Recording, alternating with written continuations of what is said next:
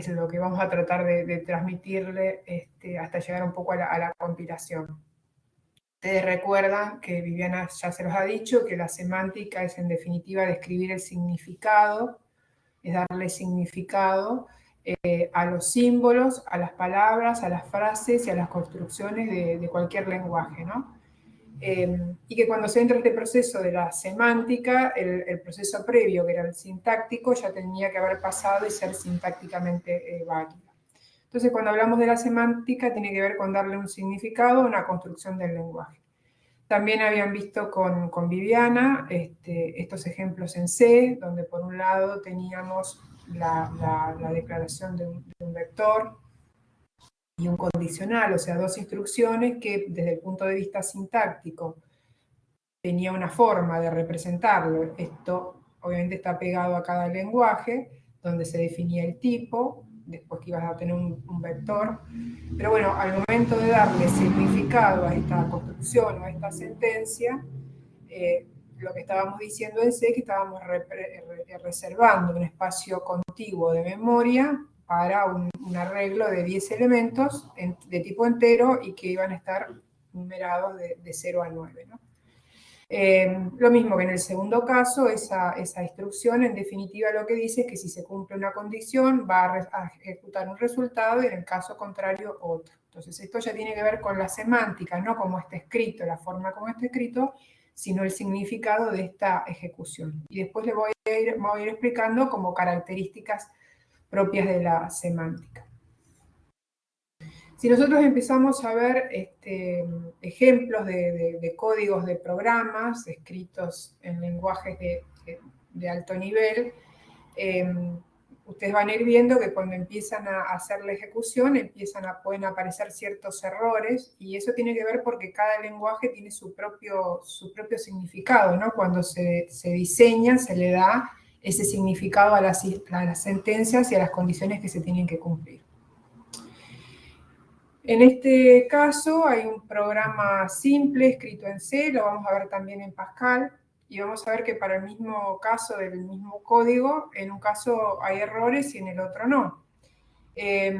Acá está el código, acá está el resultado de la ejecución. En definitiva es un programa simple, entra en un main, define antes una variable x de tipo entera 9, en 9, y después cuando entra al main ejecuta, llama una función prueba, que en definitiva prueba, como verán acá, usa la variable x, pero hace un cálculo, pero no la afecta, imprime su valor, ejecuta la función 2, prueba 1, que en este caso sí usa la variable x y modifica su valor, e imprime su valor.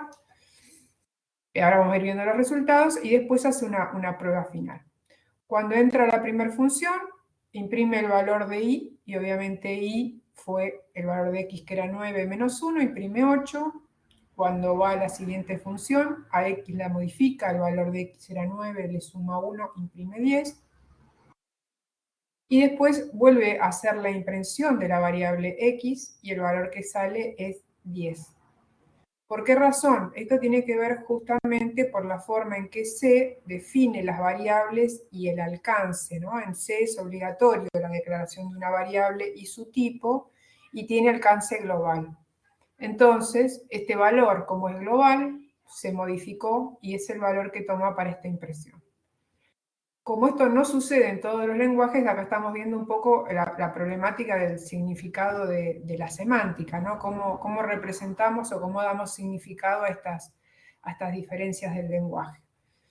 En el caso que tienen aquí con Python, un lenguaje interpretado, una construcción bastante parecida, sin embargo, ustedes ven que acá está marcado que hay un error, ¿no? Se referencia a algo, ¿no? La variable x la referenció antes de usar. El comportamiento, digamos, el código parece el mismo, una variable y, que es el resultado de una variable x que estaba en 9, al cual le resta 1, hasta ahí no habría problema. Y en el segundo caso, lo que está haciendo es tomando la variable x y tratando la instrucción en la 5, que acá mismo la referencia, que es en la línea 5 del código, y hay un error. ¿Y esto por qué es? ¿No? ¿Por qué es el error? Justamente porque porque Python, su semántica es totalmente distinto, no requiere que se declare el tipo de variables, o sea, no es fuertemente tipada. Desde el momento que una variable no está declarada, ¿no? Y está en una asignación, pasa a ser calificada como local, y eso es lo que pasa justamente en este segmento. X, como no, ay, perdón, tengo que ir para atrás. X, como no está definida en esto, pasa a ser local y justamente da el error, trata una variable local de asignarle el valor de una variable local que no está definida. Entonces, esto tiene que ver un poco con esta prueba semántica y estas definiciones de los lenguajes. Hay otros errores que se van produciendo durante distintos momentos, algunos, digamos, durante la ejecución. Y acá tenemos ejemplos en código también en C, con 3 errores distintos, que justamente es porque cosas que no están permitidas en el propio lenguaje. Justamente, bueno, los pusimos acá porque en C se está produciendo esta condición. En el caso 1, es un código simple, pero en definitiva está tratando de sumar, A es de tipo entero, ¿no? Y está tratando de sumar una variable X que no fue declarada. Yo recién les había dicho que estamos en C obligados a hacer la declaración de una variable. Entonces eso sería una de las condiciones por el cual tendríamos un error de tipo semántico. Otra de las condiciones que no se permite es una expresión en la cual se declaran 2 variables, que bueno, sería el caso 3, 2 variables con el mismo nombre. Y en el caso que tampoco está permitido en el caso C, que también saltaría, que estoy tratando de sumar algo que es de tipo entero, 2 cosas que son de tipos distintos. Entonces ya acá estamos entrando un poco en un concepto de la importancia de tener en cuenta las variables, las restricciones que pueden tener los lenguajes contra la forma como llamo una variable, si hay que declararlas o no hay que declararlas, si es sensible o no a las mayúsculas, si permite la combinación de distintos tipos, o sea que eso va a estar también muy pegado al lenguaje, entonces hay que ir de alguna manera buscando técnicas para lograr determinar estos errores. Entonces, bueno, básicamente eso que les comentaba es lo que está acá. Hay que tratar de detectar, van a aparecer otros errores de tipos semánticos que tienen que ver con el significado. Y con las técnicas que habían venido viendo hasta ahora con Viviana, usando BNF o eBNF, son difíciles de describir. Después vamos a ir viendo otros tipos de ejemplos. Lo que sí vamos a concentrarnos en la materia, que dentro de la semántica la podemos dividir en 2 categorías que a su vez van a aplicar técnicas distintas. Una es la semántica estática, que trata de buscar significados, digamos, de la ejecución o de la construcción, de las construcciones del lenguaje antes de que éste se ejecute. O sea, va a detectar esos errores de tipo semánticos antes de la ejecución, para que el programa no se detenga. Y hay otro tipo de semántica, que es la que se va a llamar la semántica dinámica, que es la que se verifica durante la propia ejecución del programa. Entonces, acá empezamos a ver como distintas etapas de esta verificación semántica. Como les decía recién, esta semántica estática tiene que ver con la forma, digamos, con un significado válido y más pegado a la sintaxis, o sea, no está relacionado con el significado de la ejecución, de lo que se espera del programa luego de la ejecución, sino que son esas cositas que le explicaba recién, como condiciones que pide el lenguaje, pero que no pueden suceder como los que vimos, ¿no? El de las variables repetidas y otras más que vamos a ir viendo. Este análisis de lo que se llama semántica estática es un proceso que se va a ejecutar con posterioridad al análisis sintáctico que vieron en la clase anterior y antes de que se ejecute el proceso de semántica dinámica. Y cuando se pasa a la semántica dinámica, como vamos a ver después, quiere decir que estas 2 etapas de análisis sintáctico y y análisis semántico estático tienen que ser válidos, ¿no? Este chequeo, este análisis se puede hacer en tiempo de compilación, perdón por los ruidos, pero me están pasando todas las motos, y es hecho antes de la ejecución. Y recuerden, las técnicas que se usaban de BNF o EBNF no sirven para la parte de la semántica estática. Y habían visto también con Viviana que había hasta en el lenguaje común, digamos, hay cosas que sintácticamente pueden parecer válidas, pero después carecen de sentido. Y acá Viviana les ponía el ejemplo este de mi perro canta una manta. Sabemos que no es válido, no tiene significado y hay que, de alguna manera, tratar de encontrar alguna regla, ¿no? De que pasaron la sintaxis. Ya estamos hablando de un lenguaje común, pero digo, esto era representativo de que hay cosas que nos damos cuenta que no cumplen una lógica y hay que detectarlos, digamos, antes que sea tarde. Se tratan de resolver los errores antes, ¿no? Para que no se aborte el programa, sino de tratar de solucionarlo antes y que quede el código mejor. Como les decía recién, entonces, la semántica estática usa la gramática, no la BNF y EBNF, usa una gramática específica, que es la que se llama gramática de atributos, ¿no? Y se usa justamente para esta parte de la vinculada entre la semántica y la sintaxis y la semántica estática. Bueno, ya tiene unos cuantos años de determinación de esta gramática. Esta gramática es sensible al contexto. Recuerden que cuando hablaron con Viviana, les dijo que BNF y EBNF es libre de contexto. O sea, no se mete con el significado. Esta es sensible al contexto porque se mete con el significado.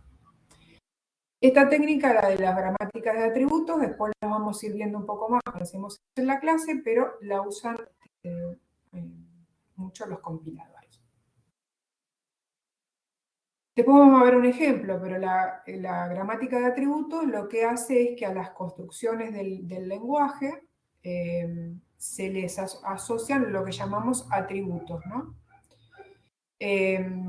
Estos atributos se calculan a través de unas ecuaciones, unas reglas semánticas, o sea, hay una regla o una producción que puede partir de BNF, se le asocia una regla semántica que me va a permitir obtener el atributo de un determinado elemento que estamos analizando de la construcción. Estas gramáticas de atributos tienen características que me permiten, luego de ejecutarla, poder generar un código con otro tipo de estructura, digamos. Me va a permitir, como vamos a ver ahora en el ejemplo, ya insertar información en la tabla de símbolos.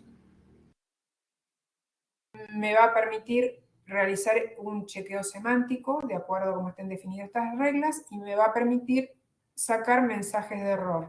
Entonces, esto es lo que me va a ayudar a depurar de alguna manera el código, a ir armando la tabla de símbolos, ver que las cosas estén bien y si algo está mal, generarme el respectivo mensaje de error para que ahí el programador o haga la corrección del código y no se avance a etapas más avanzadas de la semántica dinámica o cuando estemos en la etapa en el caso de un compilador, o sea que no avance el problema.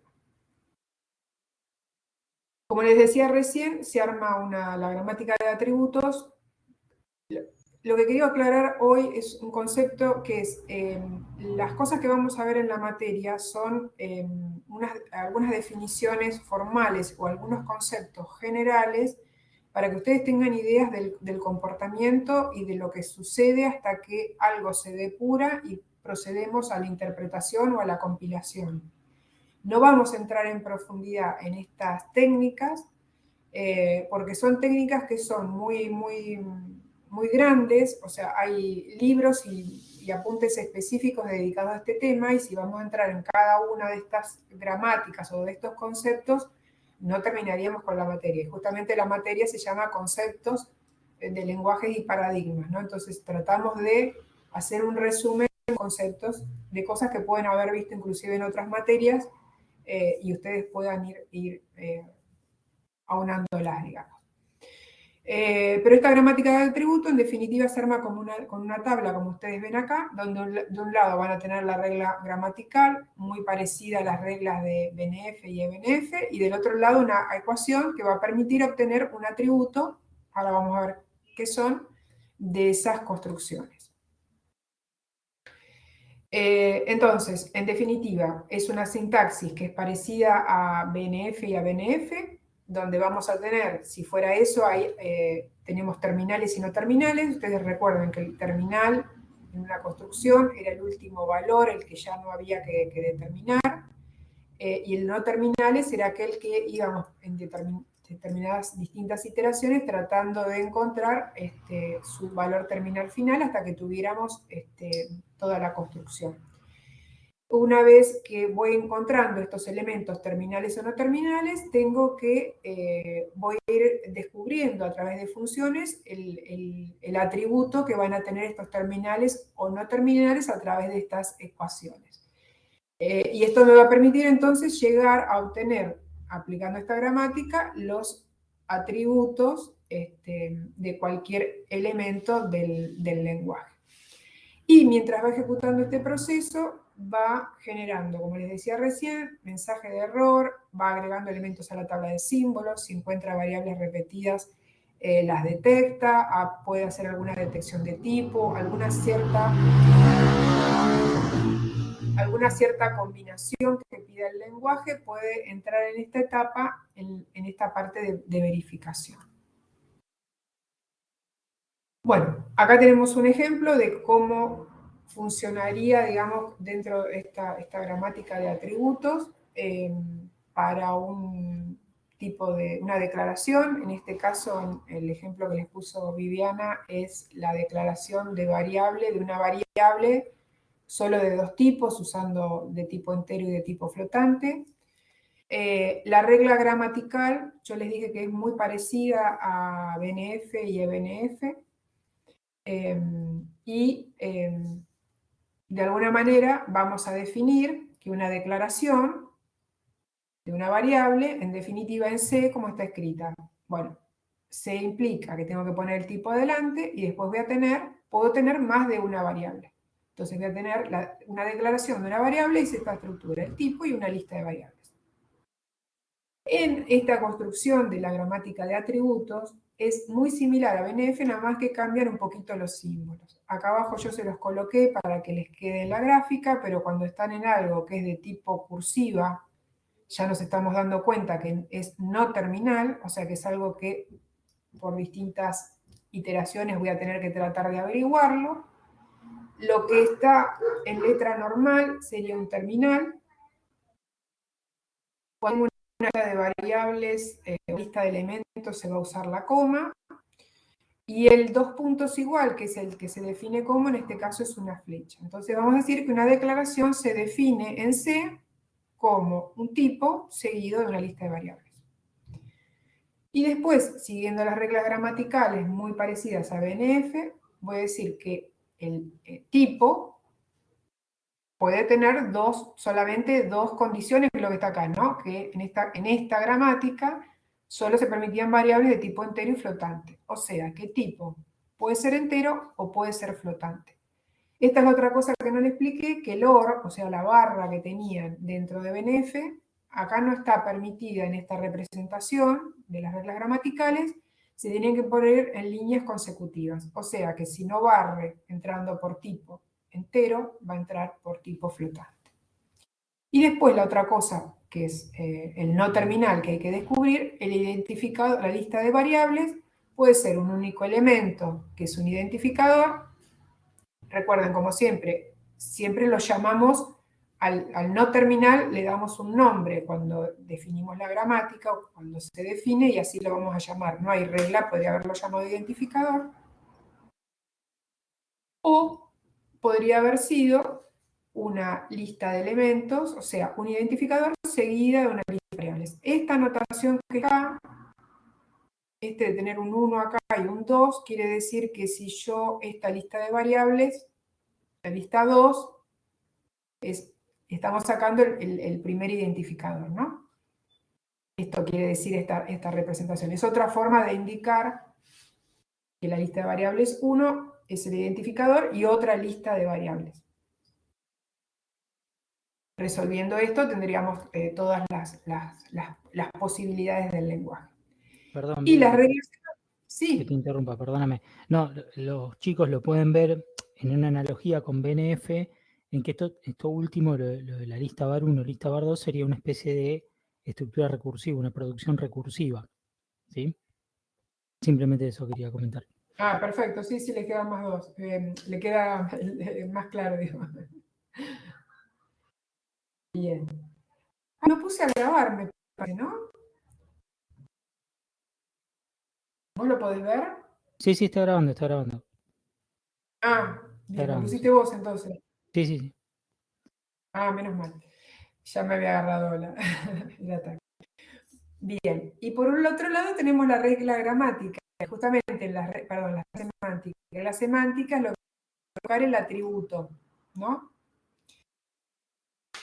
Entonces, el atributo también vamos a, para cada una de estas construcciones de la regla gramatical, vamos a tener la respectiva regla semántica. Entonces, en la primera, al atributo acá arriba les puso, lo llamamos AT, lo podríamos haber llamado ATT, como ustedes hubieran querido, pero decimos que el atributo que tiene tipo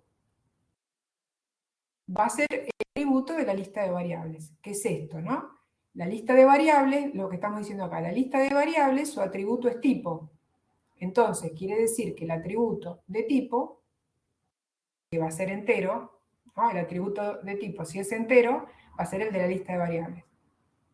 Y si hubiera sido flotante, si el atributo de tipo es flotante, la lista de variables hubiera tenido el atributo de tipo. Esto es lo que estamos diciendo con esta construcción. Entonces, esta es la manera de decir que si mi lista de variables es de tipo entero, cuando esto lo tenga que ver, voy a saber que el tipo de cualquier elemento de variables va a tener que tener el mismo tipo que ya es un valor terminal. Entonces, para cada una de las reglas gramaticales voy a tener la formulita, digamos, la forma de obtener el atributo. Y lo mismo que acá, el atributo del ID es el atributo de la lista de variables. Y lo que hace esta construcción de la gramática de atributos es que ya incorpora, si tenemos la tabla de símbolos, incorpora ese ID y su atributo.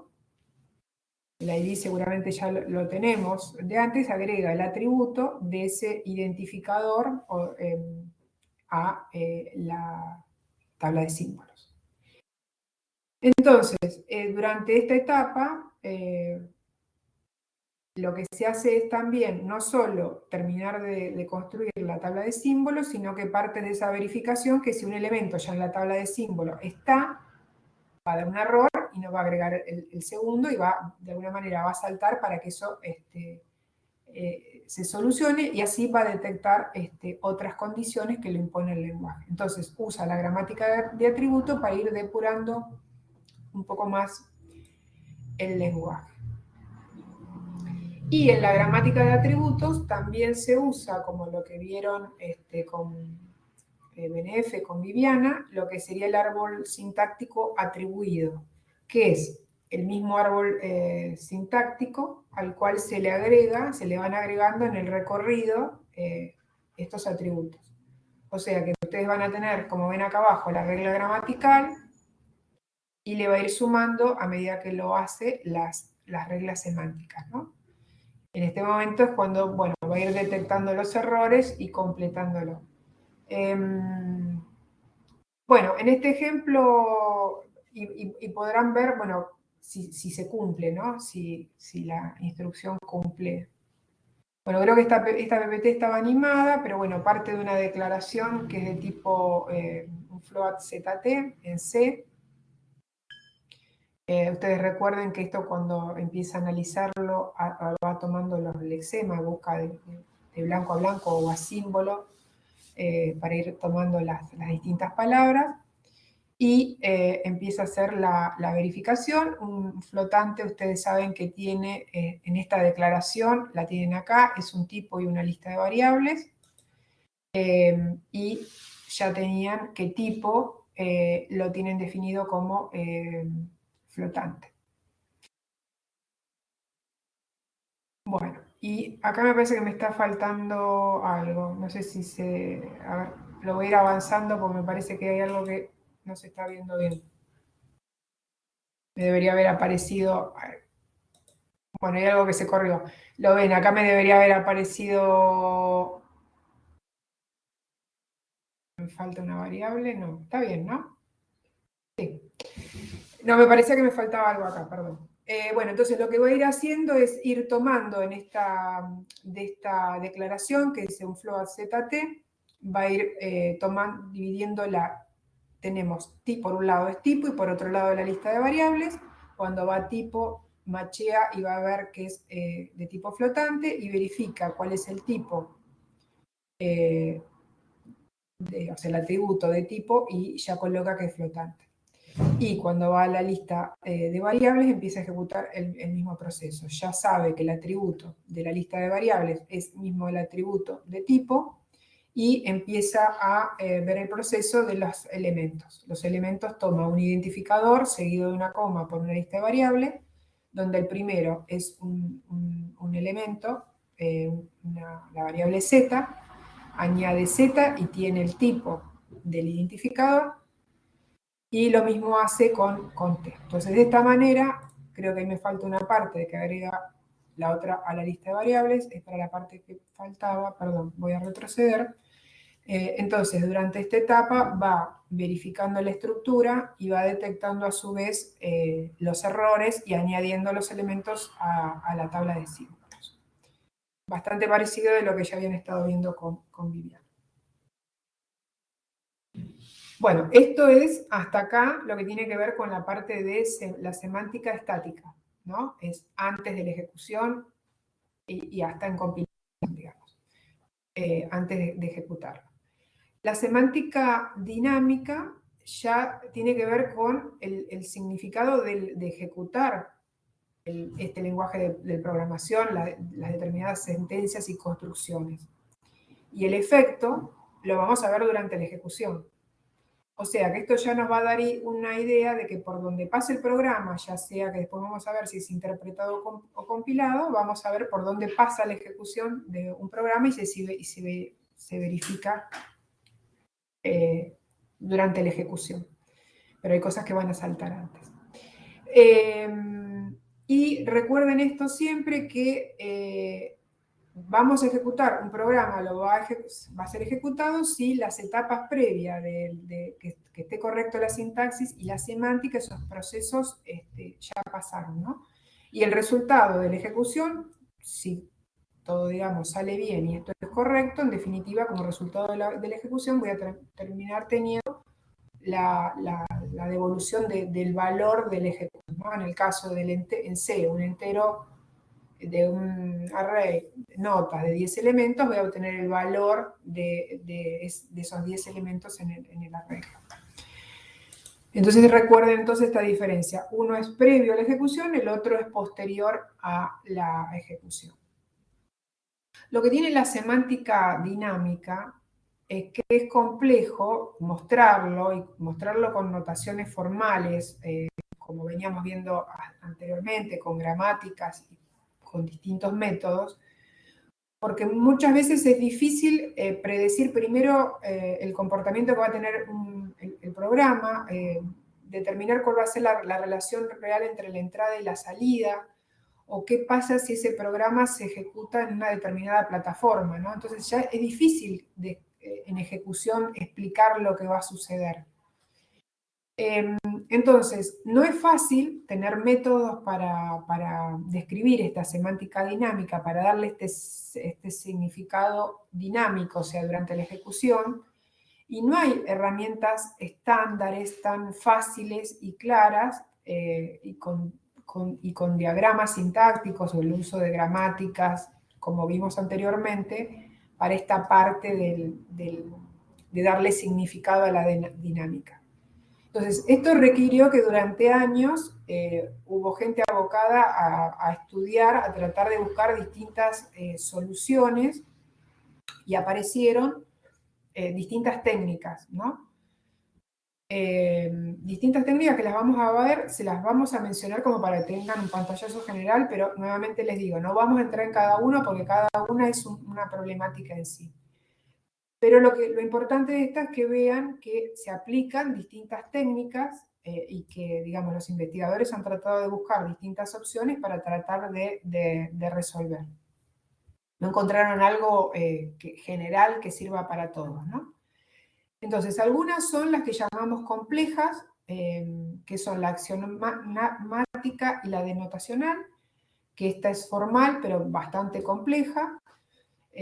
Formal en el sentido de cómo la podemos describir, pero muy compleja, y la informal, que es la que vamos a ver, que es la operacional, que está basada en un lenguaje de más bajo nivel, que ahora lo vamos a ver también con un ejemplo. Pero esto, para que tengan una idea, es que es difícil la semántica dinámica, que es durante la ejecución, y que no hay un único método que se usa para tratar de resolver este significado.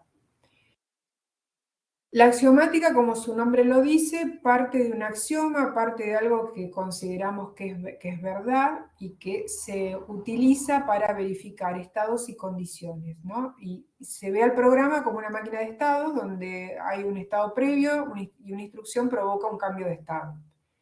Se usa una notación, que ahora vamos a ver cómo se plasma, que se llama cálculo de predicados. Y se escribe estas construcciones poniendo lo que sería un predicado en un estado anterior y un estado posterior a la sentencia de valores que se tendrían que cumplir. Y básicamente esta se usó para comprobar que los programas sean correctas, ¿no? A ver si el ejemplo es el siguiente. Bueno, entonces el estado, como les decía, hay un predicado que van a tener valores y hay un valor de estos predicados, un valor anterior y un estado posterior. Estos se llaman precondiciones, el estado anterior, y poscondiciones, el valor anterior. Entonces, como van a ver acá abajo, cada sentencia, acá tenemos un ejemplo, sabemos, por ejemplo, que si vamos a hacer una división de A dividido B, hay en una división, hay condiciones que se tienen que cumplir, es decir, que yo nunca, por eso se parte de axiomas y de cosas que son verdaderas, yo sé que nunca voy a poder dividir por 0, y sé que para validar una división se tienen que cumplir condiciones, que son las que están puestas en la poscondición, o sea, que A tiene que ser igual a la suma de B por C más el resto, ¿no? Y después que se tiene que dar el resto, tiene que ser menor que B. Entonces, esta presión, la poscondición, se puede verificar el significado de la ejecución y en todo caso si es correcto, usando este tipo de reglas. Para cada cosa, para cada tipo de sentencia, habrá que encontrar algún tipo de precondición o de poscondición que nos permitan aplicar esta técnica. La denotacional, en vez de usar estos predicados, o sea, condiciones que se tendrían que cumplir antes o después, lo que hace es utiliza funciones. Y estas funciones la usa para obtener una correspondencia y en todo caso verificar que un valor se cumple o que un valor de un resultado es correcto, ¿no? Usa también la teoría de funciones recursivas y vamos a ver un ejemplo que les va a quedar un poco más claro. Bueno, en este caso Viviana les ponía este ejemplo de producir números binarios y obtener resultados. Entonces, una producción escrita en BNF de números binarios, un número binario puede ser un 0, un 1, o un número binario que termine en un 0, o un número binario que termine en un 1, con una cantidad creciente, ¿no? de números. en una forma a resolver. Y las funciones que utiliza para verificar el resultado es las funciones que me permiten convertir un número binario en un número decimal. Entonces, bueno, acá tienen un ejemplo donde estas dos funciones, acá están las funciones, el 0 es un 0 y el 1 es un 1, y estas dos me darían el valor de un número binario que termina en 0 y el otro que termina en 1, sumándole 1. La ejecución de esto es una función recursiva, ¿no? Y va a permitir verificar que el número 110 en binario, el resultado es un 6, y va a usar esta función recursiva de la denotacional para verificar. Entonces, si ustedes siguen este análisis, van a tener que toma 110 en binario, coincide que es un número, ¿no?, que termina, una construcción que termina en 0, ¿no? En ese caso, aplica esta regla, ¿no? Entonces van a tener que, no quiero hacer clic con el cursor porque se me va a pasar. En el caso de que termine en 0, tiene que resolver esto. Entonces es 2 por la función binaria de un número binario, que lo que quedó adentro era un 11, o sea que es un número binario seguido un 1. Entonces, como la fórmula que le quedó acá termina en 1, va a reemplazar ahora por esta otra, 2 por la función de número binario de un número, en este caso va a ser 1, el valor de 1 es 1. Resuelve la fórmula y llega a 6. De esta forma, verifica a través de funciones recursivas, puede verificar un resultado. Estos son solo ejemplos, chicos, para que tengan una idea de cómo funciona la técnica. Y después está el otro que les decía hoy, que es el operacional.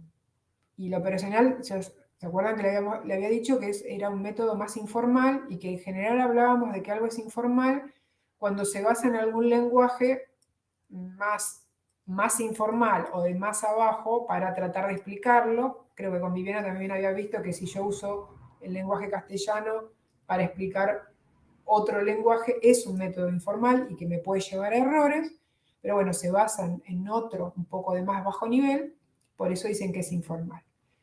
Y esta semántica operacional, esta técnica se utiliza en los libros cuando se quiere explicar cuál es el significado de las determinadas construcciones de un lenguaje o de las determinadas sentencias o las posibilidades de un lenguaje.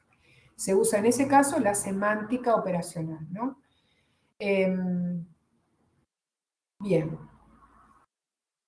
Bueno, entonces, acá tienen un ejemplo claro que en Pascal, un for que tiene esta forma, for desde i igual a un primer valor hasta el último, va a repetir lo que se encuentra entre el begin y el end, se puede explicar en un libro diciendo esa sentencia o esa estructura se podría leer de esta forma, como si fuera en una máquina abstracta. Entonces digo, inicializo la variable i, donde digo que i tiene el primer valor, y voy a hacer un lazo, donde si llega al último, salgo de la estructura, y si no, simulo el loop. Es decir, en este caso voy a sumar i más 1 y vuelvo al lazo, que sería el equivalente a esta estructura, ¿no? A repetir esto del primero al último. En estos lenguajes que son de más bajo nivel, que lo van a usar muchas veces para tratar de representar cosas, se suele usar el condicional, el if y el goto para dar a explicar lo que hace una determinada sentencia en el lenguaje que están viendo. Entonces se usa, esta es la parte de la semántica operacional que van a ver en el lenguaje. Bueno, hasta acá tiene que ver entonces con conceptos generales, cómo se hace toda la etapa de verificación y los momentos de la semántica y de la sintaxis, previamente que lo vieron con Viviana, y de la semántica estática y dinámica. Ahora, lo que vamos a empezar a ver tiene que ver un poco con lo que es, cómo es la traducción de este lenguaje y tratar de avanzar en los conceptos hasta que la semana que viene ya empiecen con el tema de variables. Como ustedes sabrán, porque ya se los dijo Viviana también en la primera clase, las computadoras ejecutan en un lenguaje de bajo nivel, un lenguaje de máquina, que esto tiene mucha historia, que se programaba con códigos, ¿no? Con ceros y unos, que era muy complejo, que esto con el pasaje de los años se trató de buscar técnicas que simplificaran, entonces se vio que había repeticiones de códigos de ceros y unos, que eran en definitiva operaciones que se iban a repetir. Entonces se generaron códigos mnemotécnicos, o sea, abreviaturas, que permitieran de alguna manera no tener ese trabajo tedioso de estar escribiendo ceros y unos, que obviamente llevaba errores y obviamente difícil de descifrar dónde estaba el error, ¿no? Mucho tiempo de análisis ante la menor falla. Entonces, como pueden ver acá en la presentación, este código permitió que un código mnemotécnico era, por ejemplo, la suma. Llamarla sum y después se especificaba, sumaba la posición 10 de memoria o el contenido de un registro, podría ser de acuerdo a la arquitectura de la máquina, sumaba el valor de una variable con otra y la ponía en otra posición, ¿no? O en otro caso era la división, también tenía otra forma de escribirla y ejecutaba. Y acá tenía, bueno, un fin. Esto era dos sumas y una división. Entonces eso simplificó. Simplificó escribirlo. Ahora, esto requiere que si yo voy a tener entonces un código mnemotécnico, voy a tener que tener un lenguaje ensamblador y un programa ensamblador. Es decir, algo me va a permitir escribirlo de esta forma, pero alguien me lo tiene que llevar siempre al lenguaje de máquina. Es decir, que siempre la máquina va a trabajar con lenguaje de máquina. Lo que empezamos a hacer es esta abstracción de tratar de empezar a escribir más claro para detectar los errores, para que sea más fácil la programación y hayamos avanzado hasta lo que estamos hoy. Empezaron a aparecer todas estas técnicas, ¿no? De hacer algo complejo cada vez más simple. Pero entonces siempre que tengo un lenguaje que me permite escribir algo de una manera, voy a necesitar un programa que me lleve al lenguaje de máquina o programa ensamblador. Ahora, ¿qué pasó con esto? Que cuando se empezaron a aplicar estas técnicas, cada fabricante de procesador armaba su propio lenguaje ensamblador. Como pueden ver en este ejemplo, tenemos dos arquitecturas, dos procesadores, el común 8086 o la familia de Motorola. Pueden ver que tienen distintos tipos de instrucciones o de códigos mnemotécnicos. Imposible tal vez entender. Estos eran dos ejemplos de el Hola Mundo, que por acá lo tienen. Hola Mundo, este lo tiene acá al final Motorola y este lo tiene acá arriba. Acá hablaba un mensaje y acá hablaba como un string, con un montón de cosas que hacía el lenguaje. Entonces, cada máquina, cada arquitectura, cada familia de procesadoras tenía su juego y su set de instrucciones. Entonces, había que programar para un determinado tipo de procesador por una determinada arquitectura. Y eso también implicaba entonces que cada uno iba a tener su propio código y entonces iba a tener su propio lenguaje ensamblador y su propio programa ensamblador. Y acá empezaron otros problemas. El problema era que era difícil intercambiar un programa que corría en una máquina a llevarla a otra, porque no me iba a andar, porque el set de instrucciones era distinto. Después pasaba que los mismos procesadores a veces tenían una pequeña versión entre una misma CPU y por ahí no corría. Y si evolucionaba la familia de procesador, incluía otras instrucciones, o por ahí algunas que desaparecían. Entonces esto empezó a ser primero incompatibilidad de correr programas en distintas arquitecturas, y a veces dentro de la misma arquitectura y la misma familia empezaban a hacer cambios por el propio avance de la tecnología, y esto empezaba a dar errores. Entonces siguieron los investigadores tratando de resolver eso, y por eso estamos hoy. Ustedes están con los lenguajes de alto nivel, en los cuales muchos de ustedes ya están programando. Entonces, partimos hoy de algo de alto nivel, donde yo puedo decir que sumo dos variables y escribo una sola línea, z igual a x más y, pero esto, por eso les puse esta flecha acá, se tiene en definitiva que traducir en algún momento a una posición de memoria que tenga un código binario. Entonces, en algún momento se pasa un código ensamblador para terminar, cuando la máquina ya lo tiene, en un código binario. Esta etapa la vamos a tener siempre. Lo que nos facilita esto a nosotros es cómo lo escribimos, cómo lo leemos, cómo lo depuramos, y haber crecido a lo que son hoy los lenguajes de programación y los distintos tipos de lenguajes, ¿no? Entonces, cada cosa atrás tiene su propia problemática. Ahora, para que esto suceda, algo que escribí en un lenguaje de alto nivel, y lo pueda ejecutar en definitiva, llegar al lenguaje de máquina, siempre vamos a necesitar, lo de siempre, un programa que haga la traducción. Antes necesitabas el programa ensamblador para pasar del mnemotécnico al lenguaje de máquina, y en este caso vamos a necesitar, cuando subimos a un alto nivel, a un programa que nos haga la traducción. Y cuando hablamos de traducción, es como que hay distintas técnicas. Por un lado tenemos lo que es la interpretación o los lenguajes interpretados, por otro lado tenemos la compilación, los lenguajes compilados, y técnicas que vamos a ver donde está la interpretación y la compilación, que ahora después vamos a ver que se puede ejecutar en dos formas distintas. Ahora, no somos nosotros programadores lo que elegimos si un lenguaje se interpreta o se compila. Es el programador va a elegir el programa que le convenga o tiene que desarrollar. El que desarrolla un lenguaje decide si ese lenguaje es interpretado, compilado o es mixto.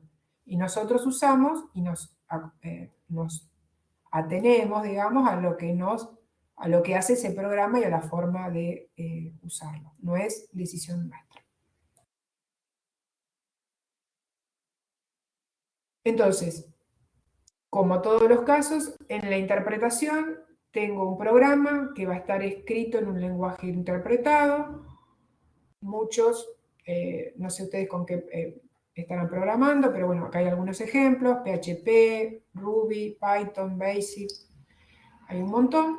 Y también vamos a tener el programa, el intérprete que realiza la traducción, ¿no? Entonces, escribo en un lenguaje interpretado que me va a dar sus pautas, pero luego necesito el que me realiza la traducción de ese lenguaje al lenguaje de máquina. En el caso de un intérprete, el proceso se realiza en el momento que yo estoy ejecutando el programa, ¿no? Por eso es como la interpretación durante la ejecución. Se van leyendo las instrucciones, se las analiza, se las decodifica y se ejecuta una a una las sentencias de un lenguaje. Y este proceso lo hace por donde pase la ejecución, o sea, del programa. La ejecución del programa, ustedes saben que va a depender del operador que esté sentado delante de la computadora, o sea que de acuerdo a lo que haga el operador, es por dónde va a pasar este proceso. Esto ya le da la idea que en la interpretación no se va a pasar por todas las líneas de código. Va a estar relacionado a eso, o sea que va a haber errores, después vamos a ver las ventajas y desventajas, que tal vez no sean identificadas, y puede haber parte de código que no pase nunca, pero cosas que no van a ser identificadas. También el intérprete tiene como una serie de subprogramas para cada posible acción, llama a estos subprogramas en la secuencia adecuada durante su proceso de interpretación. Entonces, en definitiva, nosotros vamos a tener el intérprete que, como es durante la corre, se ejecuta durante la ejecución, tengo un programa escrito en lenguaje interpretado, van a entrar datos del operador, ¿no? Mientras corre el programa, el intérprete, avanza, hace todo su proceso, la verificación que tenga que hacer, y en algún momento me da los resultados de ese programa para esa ejecución. Entonces, repetidamente es, si tiene que pasar por un lugar, por un loop o por algún lugar de acuerdo a la operación del usuario, eso lo va a hacer cada vez, va a pasar por esa línea, entonces siempre va a obtener la próxima sentencia, va a ejecutar la acción, va a determinar, perdón, la acción que tiene que ejecutar, va a hacer alguna verificación y luego va a ejecutar la acción para darme el resultado. Pero lo va a repetir n veces, como n veces se pase por ese lugar. En cambio, bueno, en la compilación, que esto ya en C++ y en Pascal son lenguajes, este tipo de lenguaje, vamos a tener el compilador que nos va a hacer la traducción. O sea, vamos a tener el lenguaje de alto nivel con el cual vamos a construir nuestro programa en cualquiera de estos C++, Fortran, Pascal, cualquier otro compilador, pero siempre vamos a tener que tener un compilador que es el que me va a hacer esa traducción al lenguaje de máquina, pero en este caso es antes de ser ejecutado, ¿no? Esa es una de las principales diferencias. El compilador es antes de la ejecución donde hace el proceso de verificación. Va a pasar por todas las instrucciones, porque va a verificar todo. En cambio, el intérprete, como les decía hoy, va a pasar solo por el set de instrucciones de acuerdo al operador que estuvo sentado en la máquina. O el usuario que estuvo sentado en la máquina y ejecutó ese programa. Esto después vamos a ver las tablas de ventajas y desventajas. La compilación tiene este código que se verifica y que ya está depurada, tiene también la ventaja que uno puede guardarlo y podemos reusarlo y ya está compilado, o sea, no hay que volver a ejecutar este proceso. Pero es un proceso que vamos a ver después que tiene varias etapas que hay que considerar. Entonces, esto ya nos va dando la idea que puede ser un poco más complejo y un poco más lento la etapa de compilación, pero porque la hace todo y después el código ya está casi o en perfectas condiciones para usarlo y reusarlo las veces que queramos. Entonces, el compilador toma todo el programa que está escrito en este lenguaje fuente y hace esta traducción a algo que llamamos un lenguaje objeto, ¿no? Que generalmente es el ejecutable o a veces puede ser un lenguaje de tipo intermedio, un lenguaje ensamblador. Pero toma todo en su proceso. Bueno, entonces acá también esto tiene que ver un poco con ustedes como programadores. Cuando elijo un lenguaje de programación, vamos a determinar algunas veces por conveniencia, otras veces puede ser por obligación porque donde estoy trabajando usan un determinado lenguaje y voy a tener que usar un intérprete o un compilador. Y también puede ser por otras decisiones que tengan que elegir cuando elegirían un determinado lenguaje que sea compilado o interpretado, ¿no? Pero en este análisis de estos dos tipos de traducciones, uno puede ver en cuanto a cómo se ejecuta. Algunas de las cosas que les voy a mencionar ya se las vine comentando recién. ¿Cómo se ejecuta? El intérprete se ejecuta cuando pongo ejecutar el programa, ¿no? Ejecuto el programa y está ahí en medio el intérprete, está haciendo la verificación. El compilador lo hace el proceso previamente, ¿no? Y produce un programa objeto. Y cómo se ejecuta, obviamente el compilador antes de ejecutarlo, hace esta verificación y produce este código y el intérprete lo hace durante la ejecución. por el orden sigue, como les decía recién, el intérprete sigue el orden lógico, ¿no? Por donde pasa, por donde el usuario, por la tecla que tocó, la opción que eligió, por ahí pasa y eso detecta. El compilador va a seguir el orden físico. O sea que si un programa es largo, va a pasar por todas las sentencias para hacer todo el chequeo, todas las comprobaciones. Si lo vemos por el tiempo de ejecución, bueno, también va a depender de la complejidad y del tamaño del código que estemos analizando. Pero un intérprete, si entra en un loop y tiene que hacer un chequeo, cada vez que pase por una instrucción de ese loop, va a volver a ejecutar el proceso, va a volver a decodificar para determinar todo, ¿no? Es decir, en un proceso iterativo, este proceso lo ejecuta n veces. Entonces, si el código desarrollado tiene muchos procesos iterativos, puede ser que la velocidad se vea afectada. No sé, o llame a funciones un montón de veces y vuelva a verificar por cada lugar donde está pasando. Entonces, en ese sentido tenemos un problema. El compilador, el tiempo de ejecución lo va a tener al principio porque pasa por todas las instrucciones, pero no va a repetir lazo, hace una sola vez la traducción y me va a generar un objeto que ya ha compilado. O sea, que la demora que puede estar al principio en analizar todo, una vez que ya lo hice, puede ser realmente más ágil en este proceso. Después, la eficiencia. Y obviamente está muy relacionado con la anterior. El intérprete va a ser lento, porque si va a repetir un proceso de algo que ya verificó, y en todo caso está bien y no hay errores, lo va a pasar n veces, no es eficiente. Pero el compilador sí, ¿no? Puede tardar más al principio, pero la eficiencia la tiene después, la logra después en las n veces que se va a ejecutar ese programa.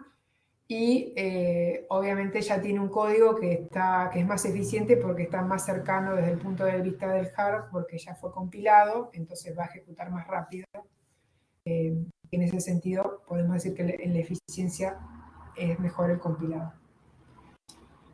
Y después, otro de los análisis tiene que ver con el espacio que ocupa. El intérprete, al no pasar por todas las sentencias, no va a ocupar todo lo que debería, porque no pasa por todo, es decir, va a ocupar en cada ejecución por donde pasó el usuario.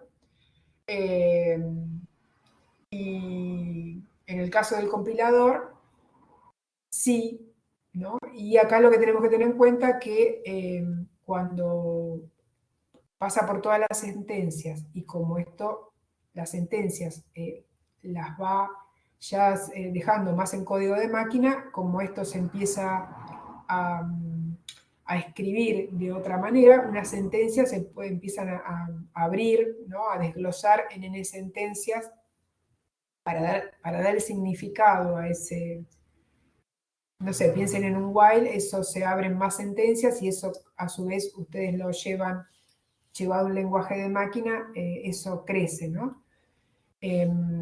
Y además tengan en cuenta que en el caso del compilador se crean muchas cosas que también se verifican, como las tablas de símbolo, bueno, y otras verificaciones que hacen que en cuanto al espacio ocupado requiera más memoria para guardar estas cosas.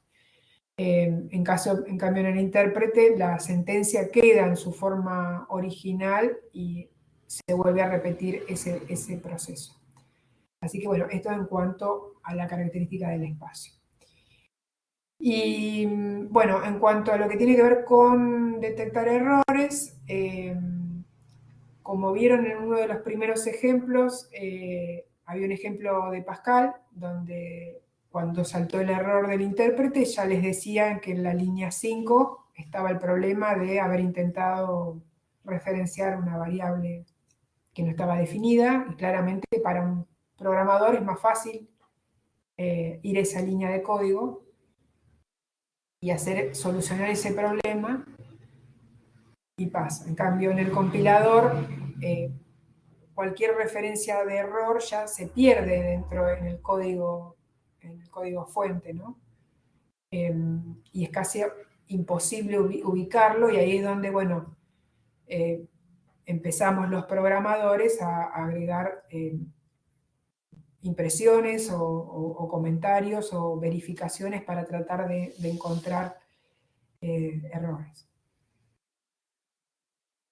Y acá viene porque también al día de hoy hay combinación de técnicas. Una de las técnicas es primero interpreto y después compilo, y la otra compilo y luego interpreto. La primera interpreto y luego compilo tiene que ver con esta depuración inicial.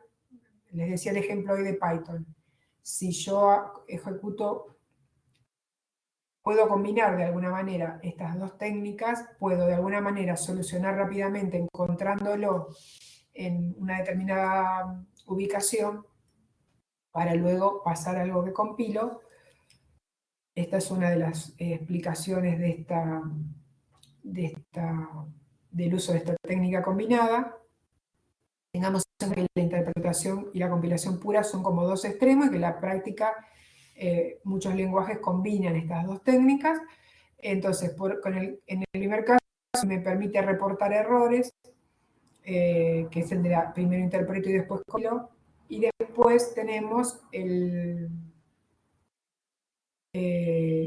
sí, acá sigo, perdón, con que primero interpreto y después compilo, se usa el intérprete, entonces la parte de desarrollo, ya me había adelantado, perdón, un poco esta parte, diagnosticando los errores, y luego se hace la compilación. Y en el caso que estarán ustedes un poco más acostumbrados, que es compilación y luego interpretación, acá hay una traducción a un código intermedio, que es el que se va a interpretar. En general se genera como un código, el objetivo es generar un código portable, es decir, que pueda correr en una máquina y luego correr en otro tipo de máquina, otro tipo de arquitectura. Entonces es un código que puedo fácilmente transferir entre distintas máquinas. Y fue el ejemplo de Java, ¿no? Que genera un código intermedio, el bytecode, y luego en la máquina del cliente es donde se realiza la interpretación. Siempre obviamente tengo que tener los componentes o los módulos necesarios que me permitan estas combinaciones, ¿no? Java fue desarrollado para permitir una de estas cosas. Entonces estas son las combinaciones de la compilación y la interpretación. Bueno, en el caso de la combinación de compilo y luego interpreto, parto como siempre de un código fuente, ¿no? Se hace una traducción, me va a generar un código intermedio, y después en otra máquina estaría realizando la interpretación para que me quede el código ejecutable ya más relacionado al hardware de la máquina donde realmente va a estar corriendo. Bueno, como les decía hoy, en el proceso de la compilación se traduce todo este programa, o sea, se compila y me va a quedar un código que es el ejecutable o el código intermedio, como vimos recién. Y esto me va a permitir que, como ya voy a estar más cercano al hardware de la máquina, va a permitirme que corra más rápido. Bueno, los compiladores, esto después lo vamos a ver. Lo importante es que en el caso de los compiladores, hay varias etapas, como le había dicho yo hoy, que era un proceso más complejo que el intérprete, porque para que termine la compilación y termine teniendo este código objeto o este código intermedio, hay una serie de etapas y de subprogramas que están participando de toda la compilación. Entonces, estas etapas las podemos dividir en dos grandes grupos. Fíjense que si lo miran acá, ya se dan cuenta que hay una etapa de análisis, que es la parte que llega hasta la semántica estática, que tiene que ver previo a la ejecución, y después hay una parte de síntesis, ¿no? Dos grandes etapas, análisis y síntesis. Donde tenemos, ahora las vamos a ir viendo en detalles, pero en la etapa de análisis tenemos el análisis de la parte léxica, que es un programa que se llama Scanner, ¿no? Donde vamos a analizar las palabras de esa construcción, de ese programa. Recuerden ustedes que entre dos blancos se van tomando las palabras que se llaman lexema, ¿no? Que se generan después una tabla de los tokens y se verifican que estos tokens caigan en determinadas categorías. Después interviene otro programa que es el parser, que es el que realiza el análisis sintáctico, viendo parte de las técnicas que vieron con Viviana en la clase anterior. Y después interviene la parte del análisis semántico que llega hasta la semántica estática, o sea, previa a la ejecución. Está en esta etapa de análisis. Ahora les voy a ir comentando un poquito cada una de las cosas. Y después viene dos etapas que tienen que ver con que la llama síntesis, en los compiladores se llama síntesis, que puede haber herramientas de optimizar el código, y después la generación del código final que vamos a tener. Y en el medio de esto puede ser que ahí previo en el medio de estas dos etapas, generemos algún código, alguna etapa de generación de código intermedio. Bueno, un poco les adelanté recién, pero este análisis de la etapa de análisis de este programa fuente es una etapa que demora bastante tiempo, se trabaja sobre los lexemas y ahí es cuando se analiza cada token, para ir determinando los tokens, ¿no? Analizando con BNF si lo que tienen es un identificador, un delimitador, si es un símbolo, si lo que tienen es un número, si es una palabra clave, si es una palabra reservada, es un comentario. O sea que en esta etapa va tomando cada una de las palabras de la construcción, va viendo si son válidas y y los va clasificando de acuerdo a esto que les mencionaba recién. Y también hace un proceso de que si hay espacios en blanco y tabulaciones, ya empieza a hacer una pequeña especie de limpieza. También aprovecha este momento para detectar errores, es decir, si hay algo que no coincide con ninguna categoría del léxico o se requiere alguna conversión de punto fijo a punto flotante o ir agregando identificadores a la tabla de símbolos y poniendo, digamos, cada símbolo en la entrada, haciendo la clasificación de los tokens.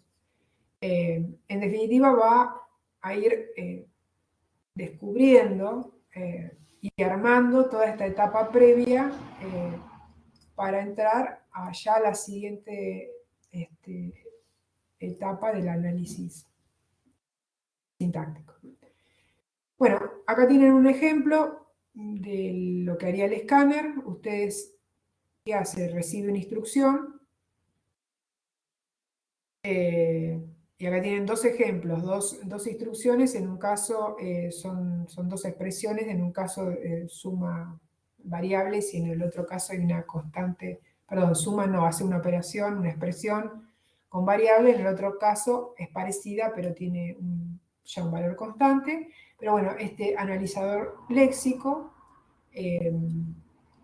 habiendo pasado ya por BNF, hace toda esta clasificación y va determinando, ¿no? Va tomando cada componente, entonces ve que X ya lo agrega como token, X es un identificador, lo que le sigue dos puntos igual lo clasifica como operador de acuerdo a las reglas gramáticas de ese lenguaje, clasificada como un identificador. Bueno, vamos a tener el operador más, el multiplicar, B es un identificador. El lenguaje también va a tener los signos de puntuación, es probable, en este caso tiene el punto y coma. y así lo va a hacer con cada una de las instrucciones. O sea que en definitiva, después del analizador léxico, le va a quedar esta clasificación de todos los tokens y va a saber cuáles son identificadores, cuáles son operadores, cuáles son todas las que son variables. Una vez que pasa esta etapa, como les decía recién, interviene el parser. Ya esto tiene que ver en cuanto a sentencia, porque es analizar si es una estructura, ¿no? Si son estructuras válidas. Y bueno, acá intervienen lo que son las gramáticas formales y las verificaciones o el uso de los árboles de derivación y el árbol sintáctico intervienen en esta parte. O sea que todo lo que estuvieron viendo con Viviana lo incorpora acá. Bueno, esto sería una representación del parser o del analizador sintáctico, donde estos tokens y haciendo el diagrama pueden hacer la verificación, ¿no? Lo que les decía acá adelante, ¿no? Los árboles de derivación.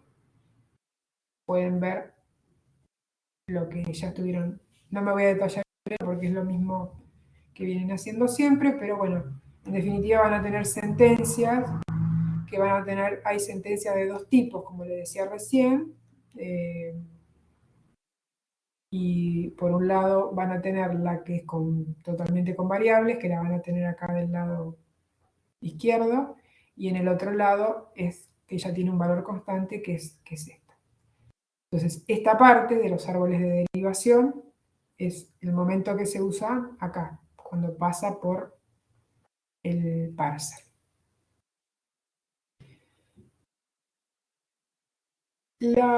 Cuando ya entra la parte de la semántica, o sea, se empieza a meter un poco con el significado, que es lo que estuvimos viendo hoy, y entra, dijimos que es la verificación del significado, pero previo a la ejecución, por eso la semántica estática, se considera que es una de las partes más importantes, ¿no? Que hace por la que se pasa en este momento de traducción. Acá se hace la comprobación de los tipos y aplica lo que vimos hoy, la práctica de atributos, y ahí es también cuando detecta otros errores que habíamos dicho que no se podían verificar con las dos etapas anteriores, porque se usan otro tipo de gramáticas, pero acá habíamos visto que se podían detectar problemas como variables no declaradas o variables que estaban repetidas o condiciones vinculadas a variables que no tuvieran definido el tipo de acuerdo al lenguaje. Todo eso, o duplicados, ¿no? Problemas vinculados a los tipos, que esto lo estaría haciendo en esta parte, este programa que es el que hace el análisis semántico. Y esta etapa es una etapa clave porque es la etapa, digamos, la última etapa entre las etapas de análisis y síntesis, y se acuerdan que yo les dije que no entra al análisis a la semántica dinámica, sino pasa por la semántica estática válida. Así que este es un componente, una parte importante, y bueno, también se va trabajando lo de la tabla de símbolos, agregándole los tipos y sacaron de la gramática de atributos, y también verificando estos, entonces variables y los atributos y los tipos de las variables. Así que esta es una componente importante y que también puede llevar tiempo, digamos, en la compilación. Bueno, en esta etapa puede ser que se genere a esta altura un código intermedio para una máquina abstracta o para que corra en una máquina independiente, ¿no? Como hay una representación intermedia en esta etapa. Y es un código que ya tiene otro formato y tiene está más depurado, obviamente.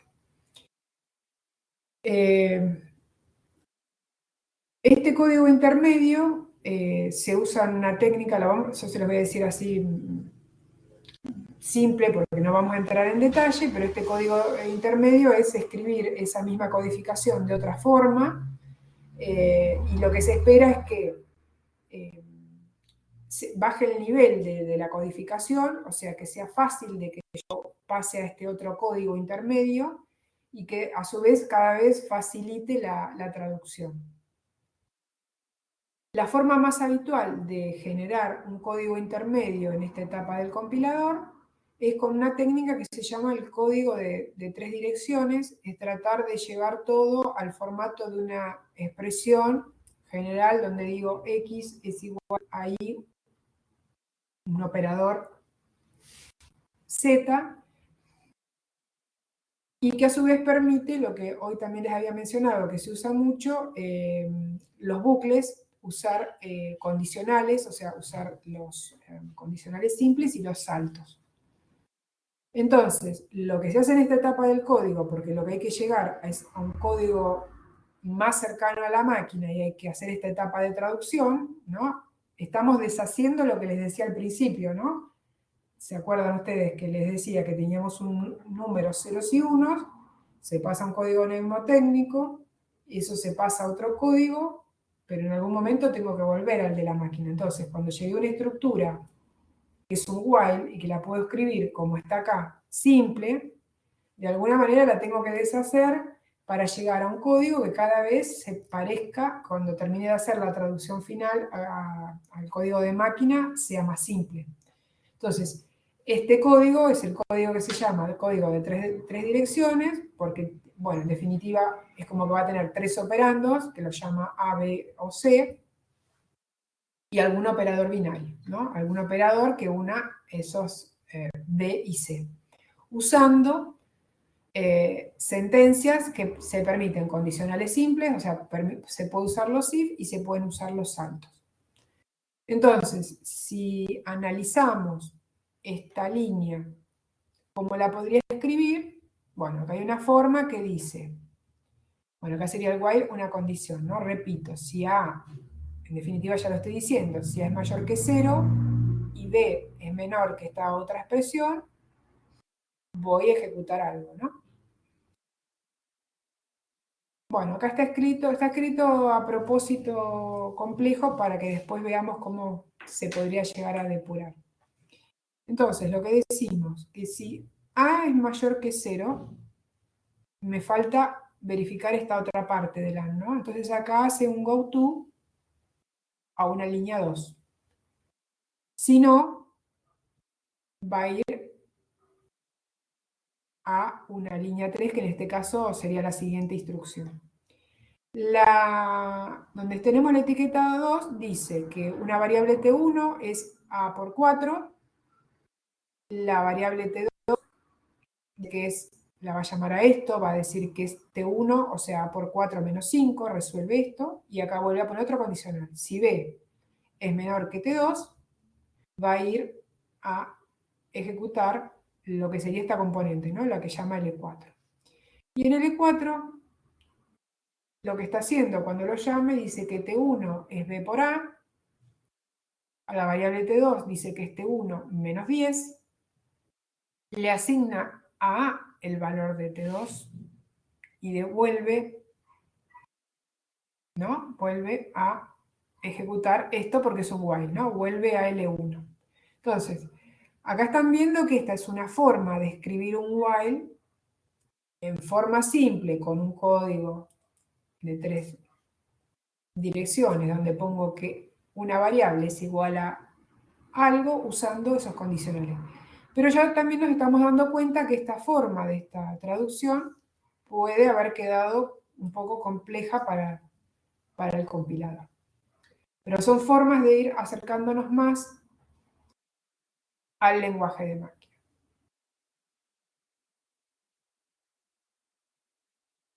Bueno, en la etapa de síntesis, yo les había dicho hoy que tenía 2 etapas. vinculado a la anterior, una etapa de optimización y ya la etapa de generación del código final, digamos. Entonces, en esta etapa de síntesis es donde ya voy a tener el programa ejecutable. Si tengo que generar un código intermedio lo voy generando, pero también tengo la posibilidad de optimizarla. Y en esta parte puede suceder que si tengo módulos, librerías, rutinas, funciones, las que las tengo que llamar, en este momento es cuando se produce la link edición, o sea, llamo esos módulos y los enlazo, los link edito, uso un programa que es link editor, entra acá, y puede ejecutarse o no lo que es la optimización. Todo esto para tener, en definitiva, tener el ejecutable final, ¿no? Voy a tener el código final optimizado o no, pero habiendo hecho la link edición, si había módulos, o sea, yo llamaba dentro de mi código a estas determinadas funciones, librerías o procedimientos. Bueno, esta parte de optimización es algo optativo y tengamos en cuenta que son programas, herramientas independientes que vienen incluidas con los compiladores. Hay distintos tipos de optimizadores y hay que invocarlo durante la compilación. Entonces, cuando está compilando va a decidir si necesita hacer alguna depuración específica que considera que lo necesita.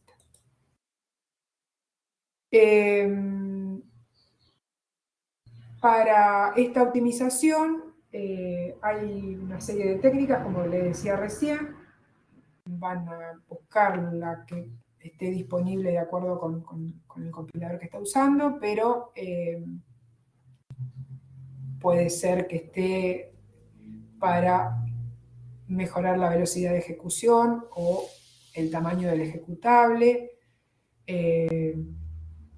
que no sé, tenga que optimizarse porque es para otro microprocesador, evaluación de expresiones booleanas, que haya código muerto no utilizado, no sé, funciones no utilizadas. O sea, van a ver que hay una serie de herramientas que pueden utilizar. Y como les decía recién, esta optimización en la cual lo que se optimiza es el código, inclusive algo más simple, y inclusive puede tener menos errores y tal vez menos líneas. Una de las técnicas puede ser que cuando haya dos saltos seguidos, el proceso de optimización lo transforme a un solo salto, ¿no?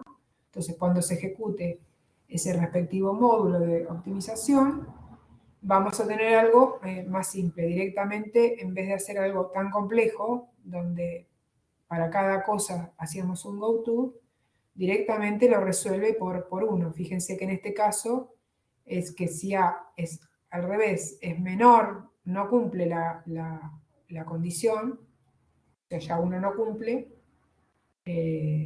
directamente se va a otra línea, ¿no? Y si no, va ejecutando. Si A cumple la condición, ejecuta. No tengo acá la ecuación, hubiera estado bueno que la colocara para que la verificáramos. Pero bueno, lo importante de esto es que verifiquen que donde había dos saltos seguidos, los trata de reemplazar y tiene a un solo salto. Acá tenían goto, y acá teníamos goto, lo reemplazó en algo más simple. Entonces, resumiendo, vamos a tener el programa fuente, escrito en algún lenguaje de alto nivel, va a pasar durante la compilación por un programa que es el escáner, que hace el análisis léxico, toma los lexemas y verifica los tokens y detecta los errores de esa etapa. Pasa al análisis sintáctico, también conocido como parser, hace otras verificaciones y otras detecciones. Pasa al analizador de la semántica estática, termina de verificar todas esas cositas que están fuera de la sintaxis y con las gramáticas BNF no se podían resolver. Detecta variables repetidas, problemas de tipo, algunas inconsistencias. Empieza a generar un código intermedio, ya tratando de acercarse cada vez más al código de máquina. Ejecuta el optimizador de código para sacar otro tipo de inconsistencias, borrar, no sé, zonas no usadas, otros elementos, tratar de depurarlo, y luego interviene lo que es la generación ya del código objeto, que finalmente es ese programa objeto el que voy a correr en una computadora o en cualquier computadora, a la cual el operador va a hacer una entrada de datos y va a producir una salida, ¿no? Entonces toda esta etapa es previa en la compilación hasta que tengo el programa que lo puedo ejecutar en cualquier máquina. Bueno, con esto era lo último. Sí, esto es lo que van a ver la próxima clase. No recuerdo si esto ya lo daba Juan o lo da Viviana, la que es ligaduras y... Sí, lo va a dar Viviana Arari. Perfecto. Bien. Bueno, esto después le hago un comentario.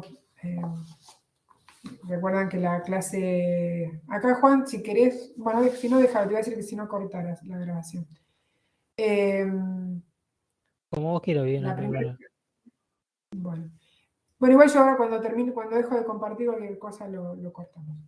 Bueno, un poco era para comentarles como hizo Vivi Arari la primera clase, un poco para que se enteren en qué cosas estamos trabajando y está trabajando la universidad.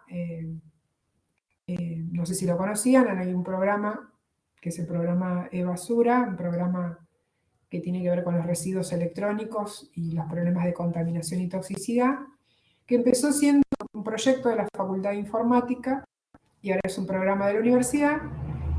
Y bueno, me parecía importante que como profesionales tengamos un poco en cuenta que usamos la tecnología o porque vamos cambiando la máquina, porque a nosotros no nos sirve, porque cada vez vamos a usar un programa o necesitamos más herramientas, ¿no? Los que estamos programando por ahí, cada vez necesitamos una máquina mejor, pero la otra que no andaba no sabemos qué hacer. Y bueno, los residuos electrónicos generan, cuando los descartamos, un problema de contaminación ambiental y de toxicidad, que por ahí no se sabe. No sabemos a ciencia cierta si todos los alumnos lo saben. Y de esto trata este programa. Pero no solo explicar esto, sino que también reciclamos o refuncionalizamos la tecnología para donarlo a instituciones. O sea que devolvemos a la sociedad algo refuncionalizado y que puedan usar. Y todo este trabajo se hace con alumnos. Muchos de los que participan en este programa, que no sé si lo conocen, son alumnos de informática, más allá de que ahora se suman alumnos. Además de estas actividades de difundir esta problemática y de reparar y reciclar computadoras para donar a las instituciones, y que aportamos mucho durante el COVID, porque reforzamos, se entregaron alumnos de la universidad en la beca Tu PC para estudiar, entregamos máquinas, también a hospitales y a otras instituciones. O sea, sabemos que la tecnología es muy, muy importante y que todos la necesitamos. Pero bueno, otra de las actividades que también hacemos es que damos cursos de lo que es armado y reparación. En este momento está abierta una convocatoria para alumnos de la UNLP, son cursos gratuitos. Todo esto se hace en nuestra planta, que estamos en Tolosa. Y bueno, hay alumnos, a ustedes no, porque esta materia no es de los últimos años, pero ofrecemos lo que son las prácticas, las PPS, las prácticas preprofesionales, que sirve, bueno, como un trabajo de grado y como una experiencia en formación. Así que, y muchos de los alumnos que se suman, muchos son de, como les decía, de informática, de los primeros años, porque tienen una forma de practicar, ¿no? Hacer la experiencia y laboral con un montón de computadoras que las recibimos de empresas e instituciones, ¿no? Entonces tienen una forma de practicar, de también hacer la parte de instalación de lo que son el sistema operativo y las aplicaciones, o sea que tiene que ver con una experiencia de formación.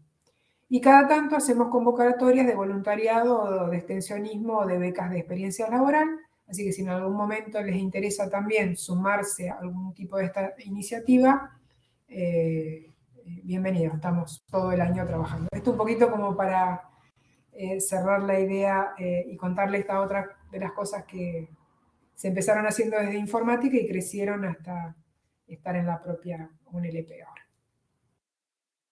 Bien. Vivi, hay unas preguntas sobre los cursos de reparación y algunos comentarios de los chicos. Bien. Espera que vuelvo, voy a tratar de volver a, si los veo acá.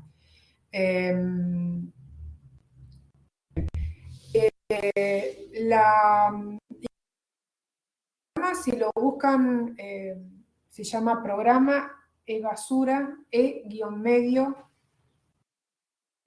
basura, o sea, e-basura.unlp.edu.ar. En breve vamos a tener otro nombre, no lo quiero decir ahora, pero se va a hacer el lanzamiento en julio, pero hasta ahora es conocido con este nombre. Y la inscripción está ahora abierta, la íbamos a extender una semana más. Sí, gracias, Juan. Estaba abierta hasta esta semana, pero estamos extendiendo una semana más la inscripción.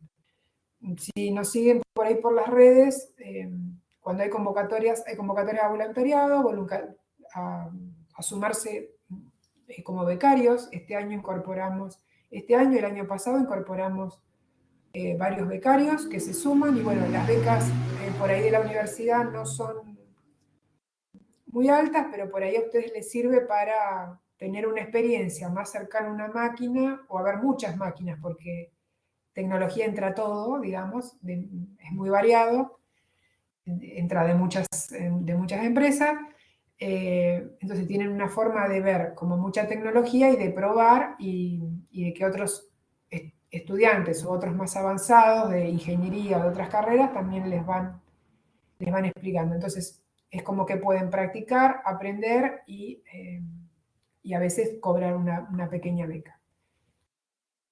El programa empezó en el año 2009, por eso les decía que era de informática, y desde el 2017 depende directamente de Presidencia.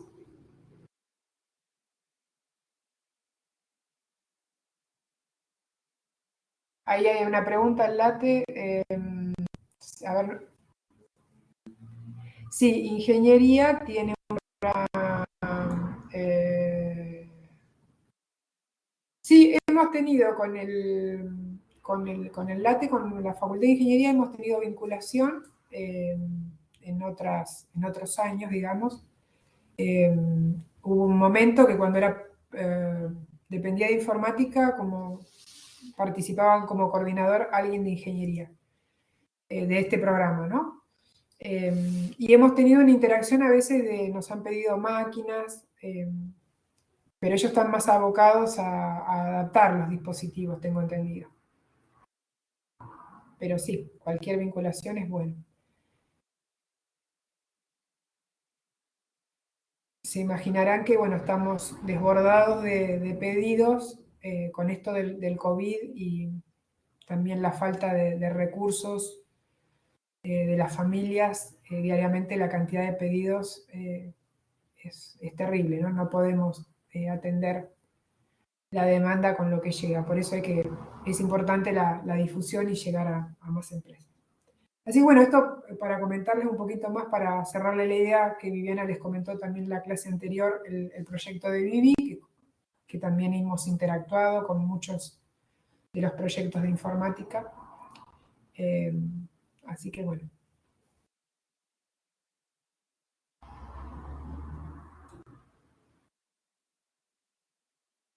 No sé, por ahí, ¿qué hacemos? Cortamos ya la grabación, ¿no?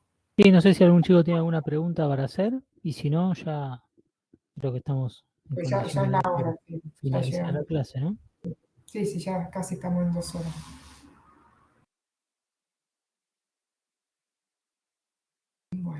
Bueno, entonces Bueno, me corto la grabación.